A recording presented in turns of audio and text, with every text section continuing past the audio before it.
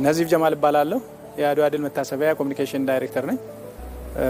አሁን የምንገኝበት እንግዲህ እንደሚታወቀው ትልቁ የአፍሪካ የኢትዮጵያ እንደውም የዓለም ጥቁሮች መላው ጥቁሮች ሕዝብ ድል በሆነው የአድዋ ድል መታሰቢያ ውስጥ ነው ያለ ነው።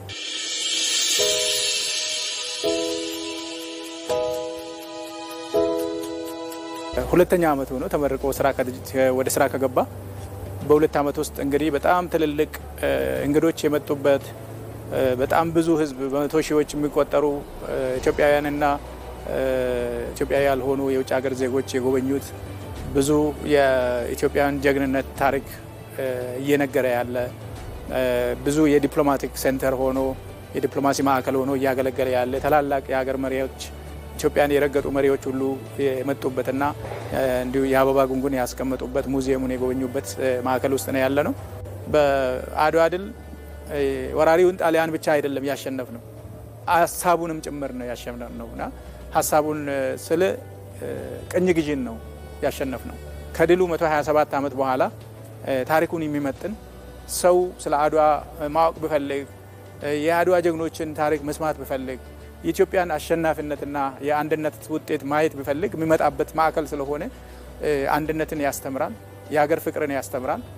የፖለቲካ ልዩነት፣ የቋንቋ ልዩነት፣ የብሔር ልዩነትን ሁሉ ወደ ኋላ ትተው ሀገርን መውደድን የሚያስተምርና ኢትዮጵያን የሚያስተሳስር ትልቁ ገመዳችን እና የኢትዮጵያ ታሪክ እና የአንድነታችን ማስተሳሰሪያ ስለሆነ ትልቅ አስተዋጽኦ አድርጓል ብዬ ነው የማስበው። በዘመናዊ ጦር መሳሪያ ታጥቆ ነው ሰልጥኖ ነው የመጡት።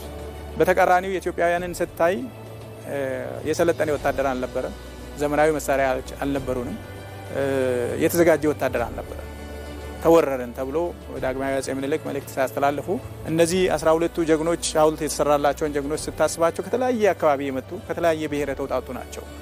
ታስቦ እኛውን ከዚህኛው ብሔር ብሎ ለኮታ ሳይሆን ኢትዮጵያውያን እንደዚህ ስለሆኑ እና እነዚህ ጀግኖች የምናያቸው ከተለያዩ ብሔሮች መምጣታቸውን ሲያስቡ ታሪኩን መላው ኢትዮጵያውያን ከትንሹ እስከ ብዙ ሕዝብ እስካለበት ብሔር ድረስ የተሳተፉበትና ከወንዱ እስከ ሴቱ ከትልቁ እስከ ትንሹ የተሳተፈበት ሁሉም በሚችለው መንገድ የተሳተፈበት ጦርነትና ያሸነፍንበት ድል መሆኑን ሲያውቁ አንድነት ኃይል መሆኑን አንድነት ማሸነፍን እንደሚያመጣ ተምሮበት ይሄዳሉ።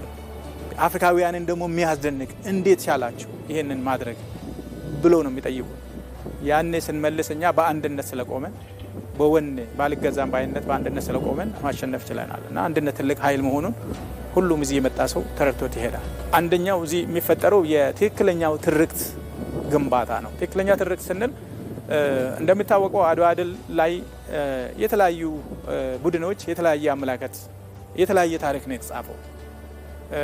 ከዛ የተነሳ ታሪኩን የመሻማት አንዱ የኔ ነው ብሎ ለራሱ መውሰድ፣ አንዱ ደግሞ የእንትና ነው ብሎ ለአንድ ግሩፕ መስጠት፣ ለአንድ መሪ ብቻ መስጠት፣ ለሆኑ የተወሰኑ ጀግኖች ብቻ ደግሞ ድሉን መስጠት እና አድዋ ድል ላይ ሁሌ በየዓመቱ አድዋን ስናከብር የምንጋጭበትና የምንነታረክበት ጭቅጭቅ የሚፈጠርበት ታሪክ ሁኔታ ነበረ።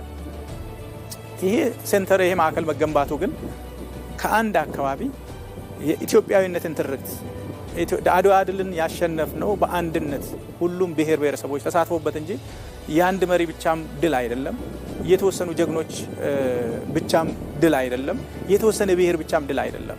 መላው ኢትዮጵያውያን የአንድ ሃይማኖትም አይደለም፣ የአንድ ቋንቋም አይደለም። መላው ኢትዮጵያውያን ሳይለያዩ በፖለቲካ በሃይማኖት በቋንቋ ሳይለያዩ በአንድነት ቆሞ ያመጡት ድል ስለሆነ ያ ትርክት አሰባሳቢ ትርክት ነው ብለን ነው የምናስበው።